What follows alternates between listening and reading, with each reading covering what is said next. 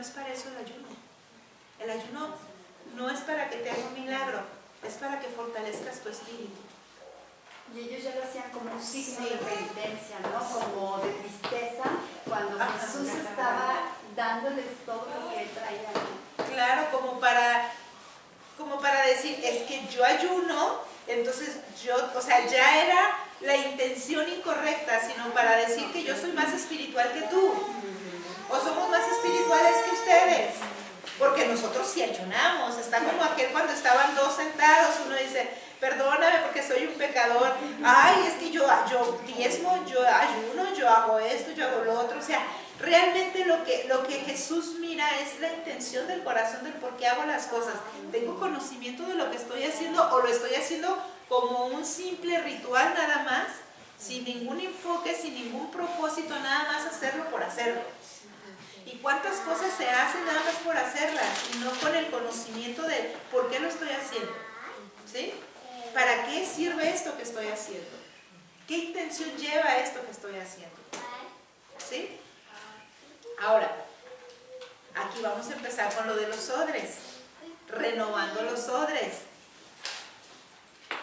Fíjense, todo el contexto en el cual Jesús habla es el contexto religioso. O sea, Jesús lo que les recriminaba era lo religioso. Porque hay gente bien religiosa, pero también hay gente que se justifica. Cuando tú le exhortas en algo y les animas a que dejen ciertas áreas, ay, eres bien religiosa. No, espérate.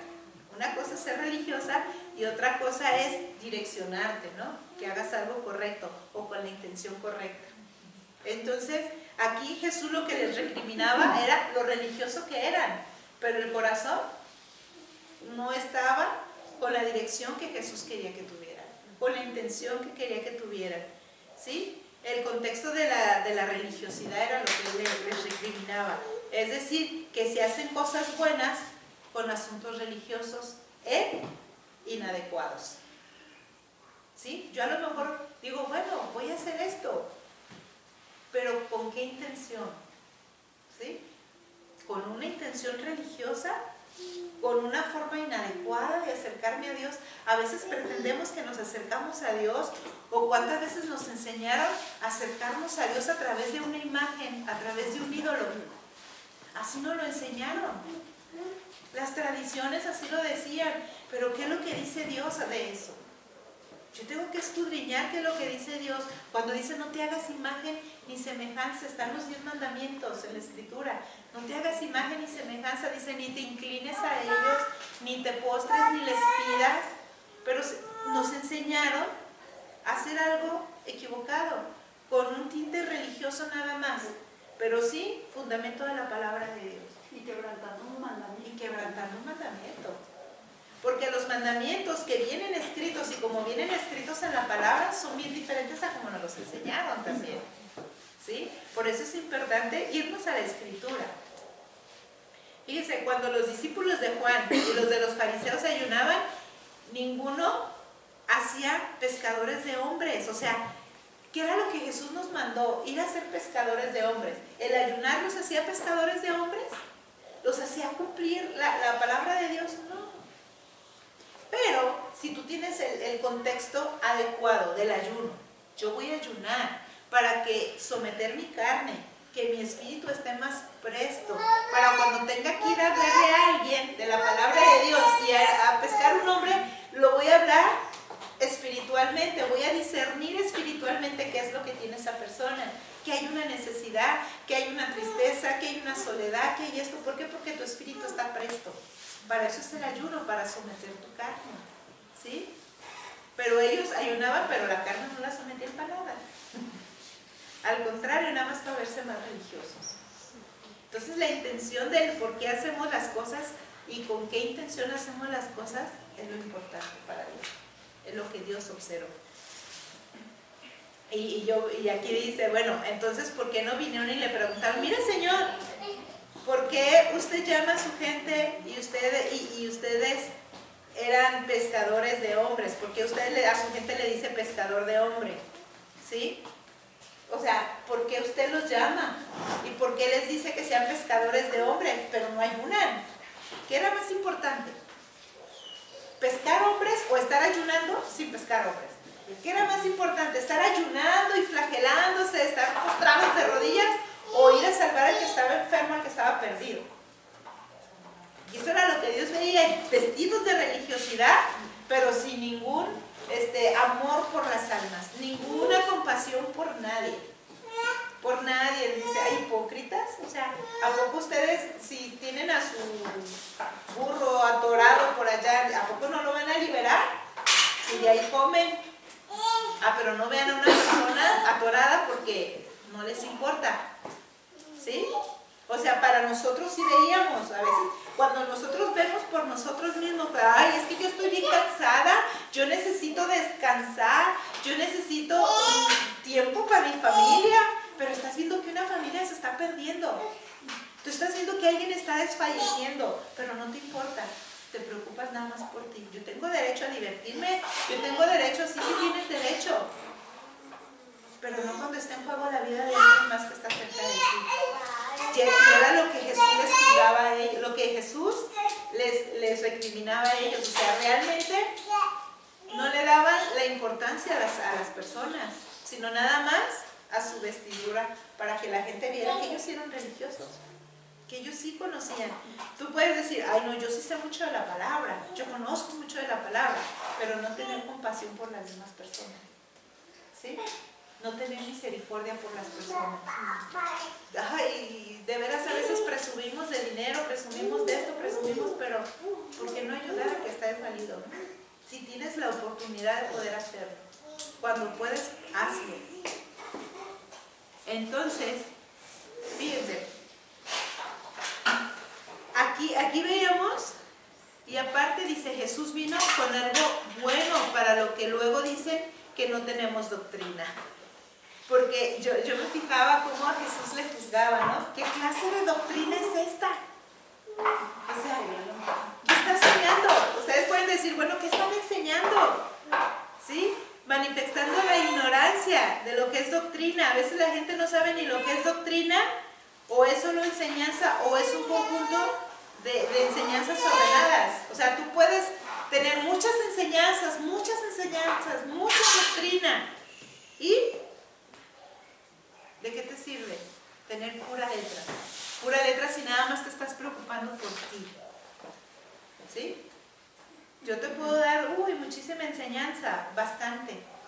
Pero ¿qué estás haciendo con esa enseñanza? ¿Qué era lo que hacían estos fariseos o estos discípulos de Juan con toda esa enseñanza? No aprendían la misericordia, no aprendían del amor que Dios vino a manifestar a través de Jesucristo. O sea, a él no le importaba, se detenía, sanaba enfermos, ayudaba, era compasivo, era amoroso. O sea, todo lo que él vino, ningún fariseo dio la vida por nadie, pero Jesús sí. Y eso vino y les enseñó a sus discípulos. Ir a dar la vida por todos. Y nosotros a veces no la damos ni por la familia, ¿verdad? Ni por la vecina de al lado. Ahora, fíjense, vamos a ver en Primera de Marcos. Marcos 1, del 21 al 22. Marcos 1, del 21 al 22. Dice, y entraron en Capernaum, y los días de reposo, entrando en la sinagoga, y enseñaba, y se admiraban de su doctrina, porque les enseñaba como quien tiene autoridad, y no como los escribas. Aquí ese es el punto, miren, lo que les quiero enseñar. Una cosa es enseñar, o como quien tiene autoridad. ¿Cómo se admiraban? De la autoridad que Jesús tenía. Porque con todos los escribas o con todos los maestros de la ley no tenía la autoridad a la hora de enseñar como la tenía Jesús. Al grado de admirarse, los escribas, los eruditos de la ley. Dice, pues qué clase de doctrina, porque les enseñaba, dice, como quien tiene autoridad.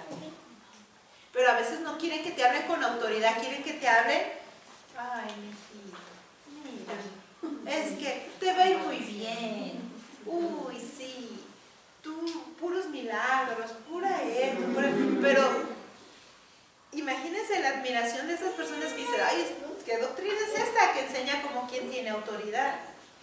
¿Sí? O sea, la importancia de la autoridad. Ahora, usted sabe que cuando una persona tiene solamente letra, podemos escuchar infinidad de enseñanzas, muchísimas. Y hay gente que sabe mucho, muchísimo sabe. Yo conozco muchas personas así, que saben muchísimo. Se saben la Biblia, bueno, hasta punto y coma. Y te dicen en tal capítulo, versículo, charalá, y se lo saben acá. Que yo eso para mí es admirable. Pero hasta ahí llega. Hasta ahí llega. Pero no los ves que tengan esa autoridad. Hablan, te enseñan doctrina, te enseñan pura letra, pero sin autoridad. Y qué tremendo es cuando te topas con alguien que tiene autoridad. Sí, que como es ahí, hasta los demonios tiemblan, ¿no? Entonces, yo creo que en algún día de su vida igual se van a topar con alguien así. Yo sí me he topado con gente así, que sabe mucho y enseña maravilloso, pero no hay autoridad. El punto es que a veces, hasta cuando tú prediques, hasta los demonios salgan fuera. ¿Sí? O sea, ahí digo, la autoridad de Cristo se manifiesta, la autoridad. Y esa la obtienes, no nada más aprendiendo, sino con una relación, una intimidad con Él. Si no, tú no tienes una intimidad con Jesucristo, si tú no tienes una relación con Jesucristo íntima, que no oras, no buscas, no lo anhelas, pues simplemente vas a tener una enseñanza. Te puedes aprender un tema, compartirlo y ahí quedó. Te puedes leer la Biblia, leerla, estudiarte, el punto número 1, el punto número 2, punto número 3, hasta el punto 10. Pero hasta ahí quedó por enseñanza. ¿Cuándo has visto una liberación?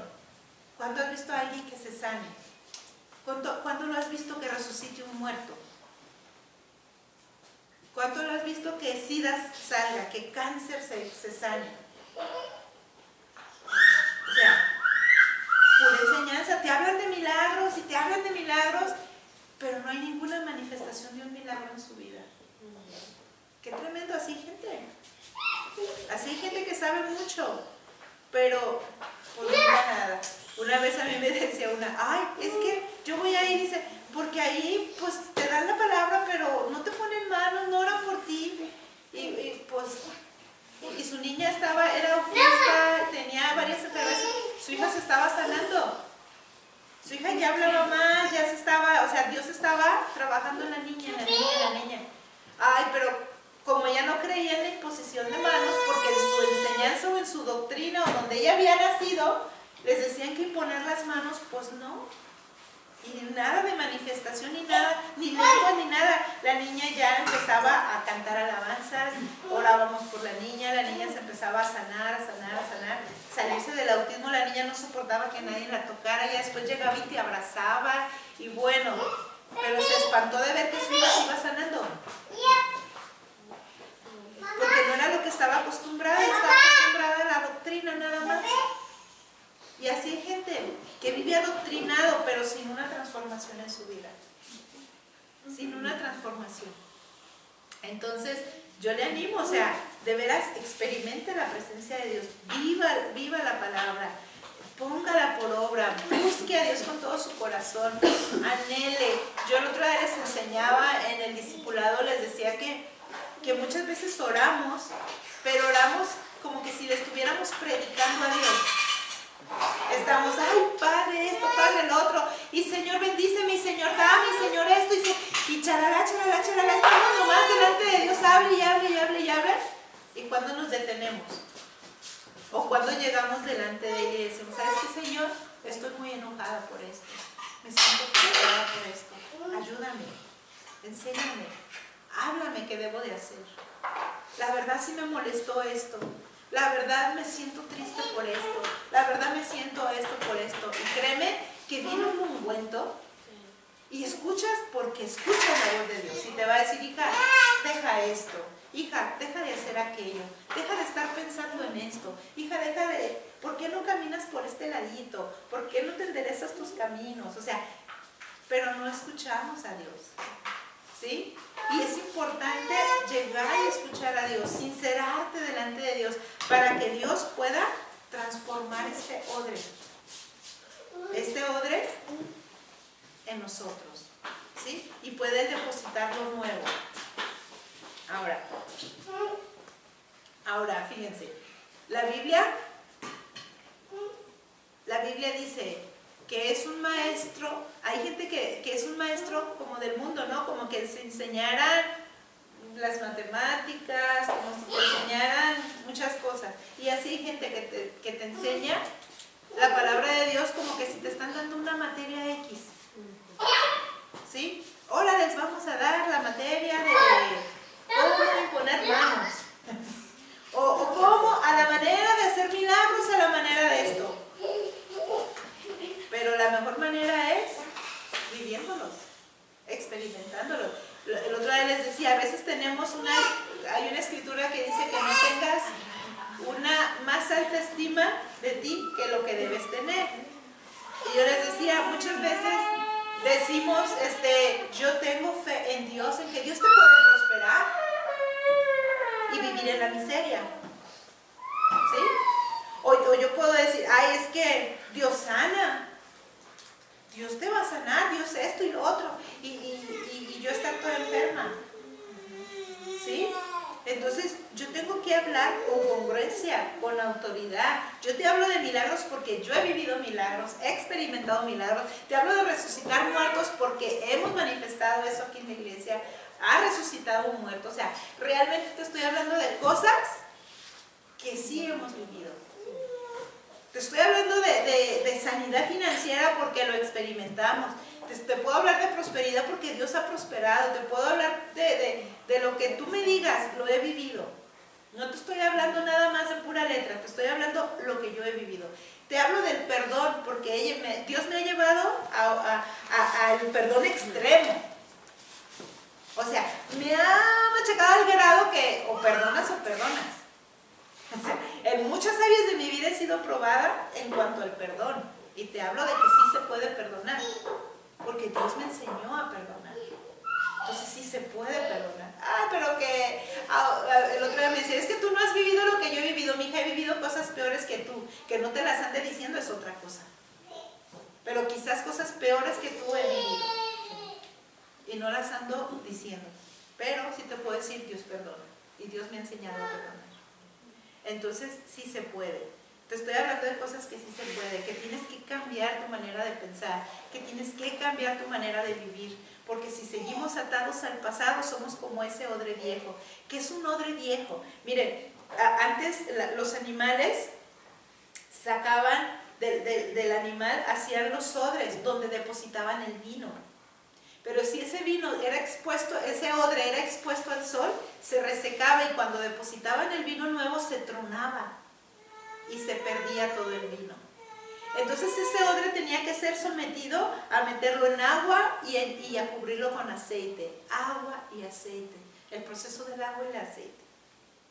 Para que a la hora de que depositaran el vino no estuviera rígido y fuera flexible. Y estuviera ablandado para que el vino no se perdiera. ¿Qué representa el vino y el agua?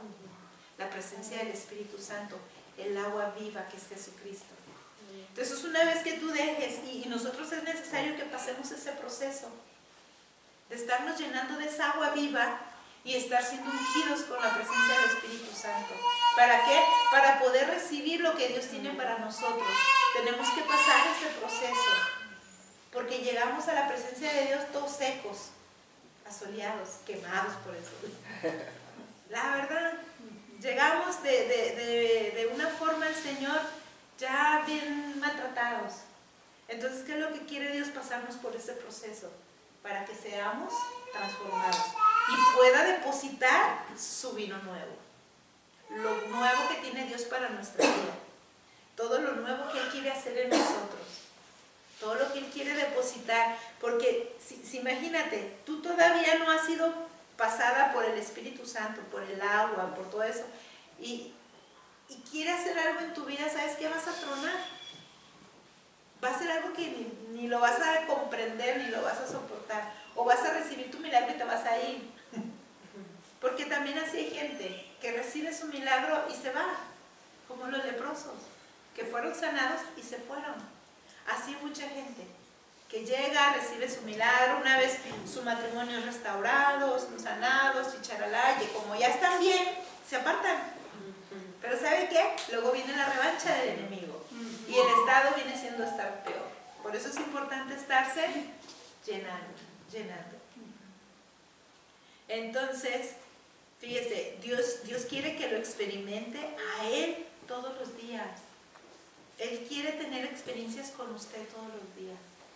La verdad, o sea, no quiere nada más que se lleve la pura letra, sino que también usted aprenda y se lleve esa experiencia. Vamos a leer Marcos 1, del 23 al 27.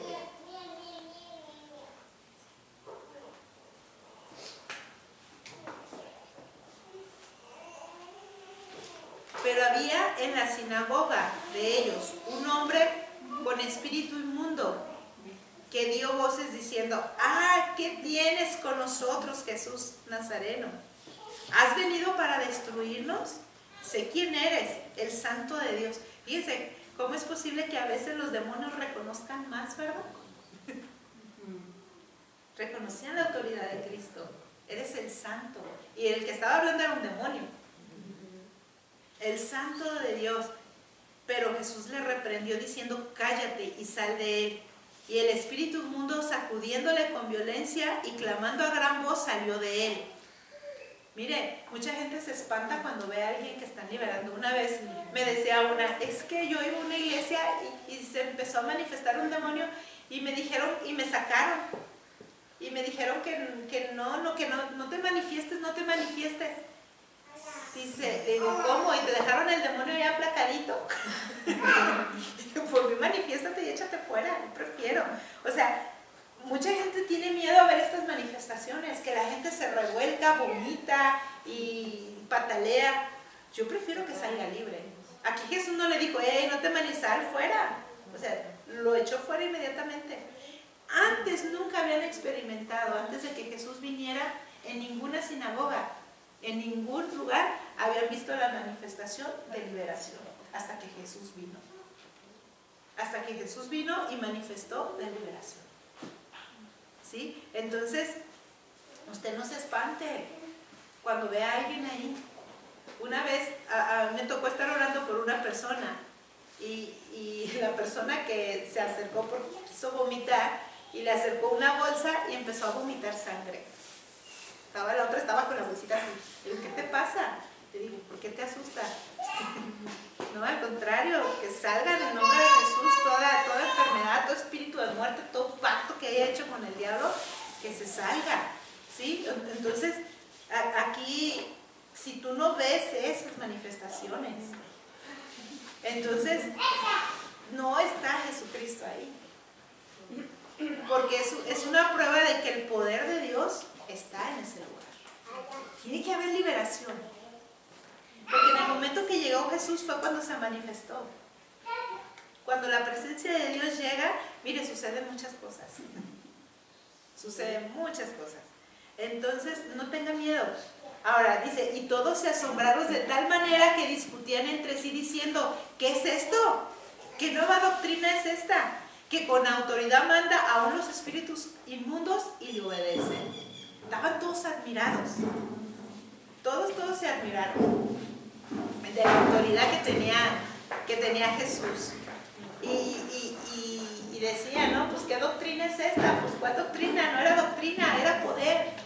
Vamos a lo mismo, buscaban la doctrina. ¿Qué doctrina es esta? Ninguna doctrina, era el poder de Dios. Ahí está la revelación, porque tú puedes decir, ¿y cuántas veces hemos leído esa escritura? ¿Qué clase de doctrina? O sea, ¿cuál doctrina? ¿Qué horas estaba predicando? Al contrario, cuando él llegó, en cuanto la presencia de él llegó, el que había hablado fue el demonio, ni siquiera Jesús había hablado. El que habló fue el demonio. ¿Qué tienes con nosotros? Cállate y sal fuera. ¿Cuál doctrina? Pues cuál, ni siquiera había dado doctrina Jesús. había hecho una demostración de poder y se echó fuera. Ahora, la autoridad de que a uno lo respalda para echar fuera un demonio es parte de la sana doctrina, ¿sí? Aquí también no quiero que diga, ay, la doctrina es mala, no. Pero si tú estás viviendo en una sana doctrina, Dios te va a dar autoridad. Jesús era obediente, cumplía la palabra, manifestaba la palabra, obedecía al Padre, ¿sí? La doctrina que Jesús llevaba era la más sana que pudiera encontrar, porque por encima de cualquier letra, Él la manifestaba a través del amor, ¿sí? Entonces, si usted no tiene una sana doctrina, si usted no cree en eso que Jesús hizo, pues entonces ¿en qué crees? Si no crees en la palabra, entonces ¿en qué crees? No vas a ver ese tipo de manifestaciones en tu vida si tú no vives una sana doctrina, ¿sí? Yo lo que quiero que quede bien claro, no es que esté peleada con la doctrina, para nada, ni que le diga yo que la doctrina es mala, al contrario, si usted no lleva una sana doctrina, no va a haber ni el poder, ni la autoridad de Dios en su vida, ¿sí? Entonces, cuando hay un mover del poder de Dios, está echando fuera demonios, sanando enfermos, y si no tiene doctrina, o sea, no va a haber nada en su vida. No va a haber una manifestación de eso, ¿sí? Porque no todo el mundo puede echar fuera demonios. Porque no todo el mundo impone manos y sana a los enfermos. El otro día un testimonio de tu mamá, ¿verdad, Carlita? Le digo, realmente, o sea, si no vas y pones manos en fe, creyendo que Dios sana a los enfermos, pues no vas a ver nunca una sanidad en tu vida. Si tú ves un enfermo y dices, ay, voy a orar por ti, para que Dios te sane. Pero la palabra de Dios dice, pongan manos a los enfermos en mi nombre y estos sanarán. ¿Por qué no vas y pones las manos y oras por ese enfermo? Para que el amor de Dios se manifieste y le sane, ¿sí? Pero no, yo voy a orar por ti. Un día voy a orar por ti. O en la noche cuando ore voy a orar por ti. Voy a estar como los fariseos aparentando que oro y en la noche me pongo a ver la novela y ya no oré, ¿verdad? La verdad, siendo honestos, muchas veces eso pasa. Ay, sí, voy a orar por ti. Y realmente no oran. A ver, ponle las manos, ora por ella. ¿Sí? Manifiéstalo. Ora por las personas. Ahora, lo mismo le hubiera dicho Jesucristo, miren la doctrina que con qué autoridad los demonios saben cuando se nos cuadran y salen fuera, o sea, es cierto. Jesús no escogió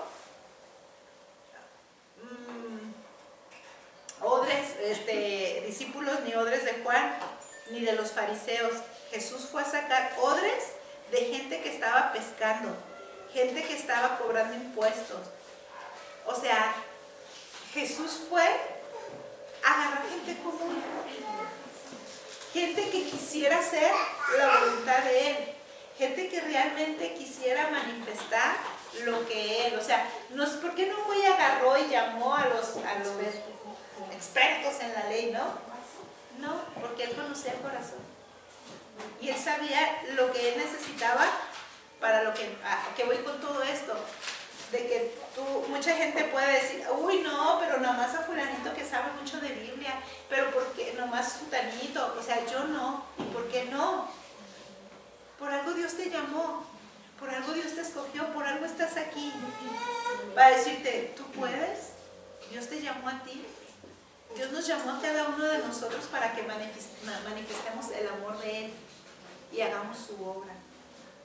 ¿Sí? Para eso nos llamó, gente común. Llamó a una psicóloga, llamó a una ama de casa, llamó a otra ama de casa, llamó a una estilista, llamó a todos nos llamó por algo, porque Dios sabe que en cada una de nosotros hay algo que Él necesita. A mí me sorprendió mucho y me impactó cuando leí la palabra cuando decía, pero es que ¿cómo me dices que si este hombre es asesino? Espérate, pero a mí Saulo me es necesario. Y le cambió hasta el nombre Pablo. ¿Sí? O sea, Jesús sabe que nosotros le somos necesarios a Él. Él nos necesita. para que hagamos su obra, para que hagamos discípulos, para que manifestemos su obra. Pues yo creo que ahí le quedamos, va a quedar en continuación porque todavía está un poquito más. Entonces, no sé si hasta aquí tenga alguna